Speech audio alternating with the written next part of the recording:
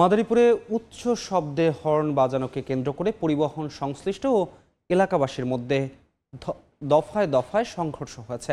এতে আহত হয়েছেন অন্তত 10 জন। এ সময় বেশ কয়েকটি ককটেল বিস্ফোরণ ও যানবাহন ভাঙচুর করা হয়। পুলিশ জানায়, সোমবার বিকেলে কালকিনি থেকে ঢাকার দিকে যাচ্ছিল সার্বিক পরিবহনের একটি যাত্রীবাহী বাস। রেন্ডিতলা এলাকায় পৌঁছালে সামনে থাকা একটি মোটর সাইকেলকে সংকেত দিতে হর্ন বাজান বাস চালক। এতে নিয়ন্ত্রণ হারিয়ে মোটরসাইকেল আরোহী খাদে পড়ে যান। এতে ক্ষুব্ধ হন স্থানীয়রা। তারা ভুরঘাটা বাসস্ট্যান্ড এলাকায় গিয়ে বাস চালক ওহিদুল ব্যাপারীকে আটক করে মারধর করে।